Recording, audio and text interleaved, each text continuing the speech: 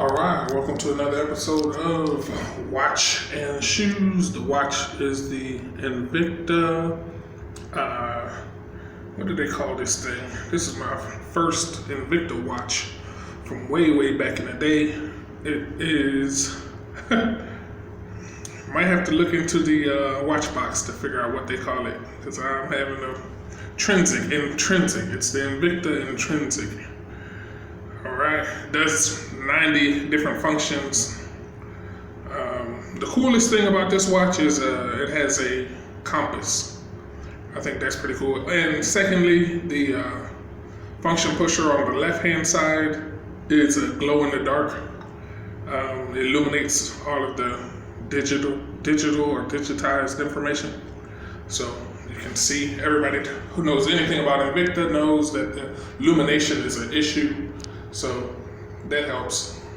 Alright, now the shoe is a first on the Watching Shoes program. This shoe is a Polo shoe. Polo's been getting a lot of advertising lately or advertising a lot lately. I'm definitely not oblivious to the advertising, so I see a lot of African American brothers on the internet shouting out Polo recently. I'm not sure if it's recent or if the YouTube is just pushing Polo into my video feeds. But either way, it's been on my mind, and looking at a couple of these brothers' videos. One of them would be Dave Money. Checking out some of his videos and some of his friends' videos. It's an interesting field. I did a little bit of research, 2019 research. Just watched a YouTube video of the Polo phenomenon. And I know my dad wore Polo. He had a pair of Polo shoes. I used to think, wow, those must have been really expensive. He didn't have these. He had, 20, 35 years ago, a pair of Polo shoes. But it's never been huge in my psychology. Polo items have never been something that are sought after, but I did see the video on YouTube of the history of first just stealing Polo gear and then it becoming an insatiable must-have item by a bunch of people out of New York. Really cool video showing the history of how it went from basically smash and grab to must-have in the field of Polo, and it's very interesting. And then through that, I saw a bunch of pieces, and through this gentleman named Dave Money, I saw a bunch of Polo pieces, and it caused me to scratch my head and wonder, am I actually a Polo collector? I would definitely not fit that category.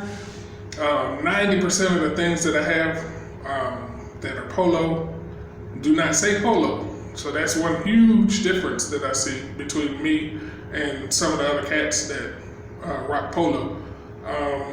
Another huge difference is I only have 5 maybe pieces. To be honest with you, when I think back in my head, different pieces pop up, which is really why I started the idea of going ahead and making a video like some of these other cats, because I actually have quite a few pieces, 5 or 6. Quite a few for me, because I like to vary my style. So for me, I said, okay, well, wow, I guess I'm not a collector, but I do have pieces from Polo, which I wasn't that cognizant of. I wasn't really that aware of until this huge push recently to advertise Polo.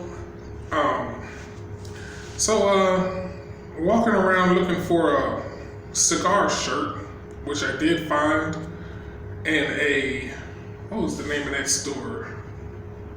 DTLR, was it Big and Tall? It was one of those stores, which is clothing for oversized guys. And I walked in and saw my shirt there. It was way too much money. And I walked around the store and saw these, and I was like, wow, that's a must-have right there. Easy, flip them to make them red, black, and green I'm always about the red, black, and green. It's not necessarily an African American theme for me. The red, black, and green stands for stars outside of our solar system. So you have to know a little bit about astrology and ancient African history to comprehend my perspective of the red, black, and green. It's not as new as the Marcus Garvey and more recent affiliations with that color scheme. That color scheme is a trinity, and it has to do with God. So it's slightly more weight to my red, black, and green than the more recent history, because I'm aware of both.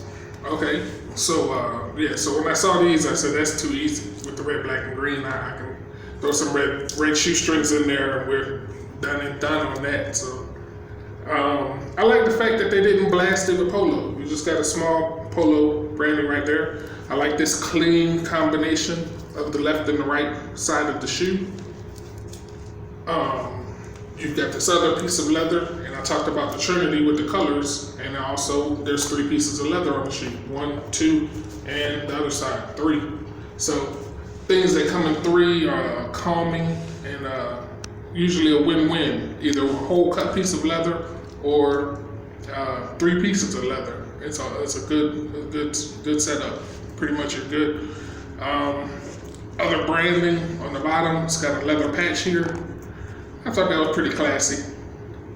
Give you a little bit more leather, and that cool leather. That's one of my favorite colors for leather. So that's it. Got a sock liner made out of neoprene. Pretty smooth shoe. You got a leather insole. Leather insole, also more advertising for the polo. Put your foot in there. And you got Polo Ralph Lauren. Orange. So be on the lookout for these. You're gonna be seeing me rock them all over the country. Being a truck driver, you'll probably see me stopping around the country in these bad boys. Thanks for the likes. Thanks for the subscriptions. See you all on the next video.